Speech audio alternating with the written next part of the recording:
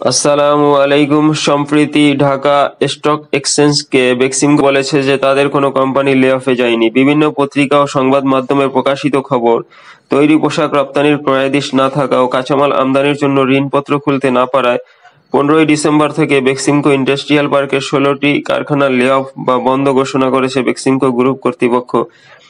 এই ব্যাপারে ঢাকা স্টক এক্সচেঞ্জের পক্ষ থেকে বেক্সিমকো লিমিটেডের কাছে বিষয়টি সম্পর্কে জানতে চেয়ে চিঠি দেওয়া হয়। জবাবে বেক্সিমকো লিমিটেড জানায়, আলোচিত 15টি কারখানা তাদের সঙ্গে সম্পর্কিত নয়। বেক্সিমকোর কারখানা এখন উৎপাদনে আছে, কোনো কারখানা লে-অফ বা বন্ধ হয়নি। যেসব কারখানা বন্ধ হয়েছে বলে সংবাদে প্রতিবেদনে উল্লেখ করা হয়েছে সেগুলো বেক্সিমকোর কারখানা নয়। বেক্সিমকো বলে যাচ্ছে যে Bangladesh export import company limited চালু আছে এবং এর কোনো ইউনিট বন্ধ হয়নি। সংবাদে যে 15টি পোশাক ইউনিট বন্ধ হওয়ার কথা বলা হয়েছে সেগুলো বাংলাদেশ এক্সপোর্ট ইম্পোর্ট কোম্পানি লিমিটেডের প্রতিষ্ঠান না। অথচ বেক্সিমকো গ্রুপের একজন পরিচালক এবং বেক্সিমকো লিমিটেডের ব্যবস্থাপনা পরিচালক ওসমান কায়সার চৌধুরী গত 17ই ডিসেম্বর বলেন, গাজীপুর ইন্ডাস্ট্রিয়াল পার্ক গ্রুপের 16টি কারখানা থেকে 30,000 কর্মীকে ছাঁটাই করা হয়েছে। তিনি আরও বলেন যে ছাঁটাইয়ের কারণ হলো ক্রয়োদশ কমে যাওয়া, আওয়ামী লীগ সরকারের পতনের পর নতুন অন্তর্বর্তী সরকারের দিক থেকে প্রয়োজনীয় ব্যাংকিং সহায়তার অভাব।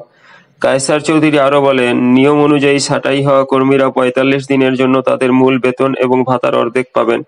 কারখানাগুলো বন্ধ থাকলেও শ্রম আইন অনুযায়ী ডিসেম্বর ও জানুয়ারির বেতন ভাতা পরিশোধের জন্য ঋণ দিবে জনতা ব্যাংক।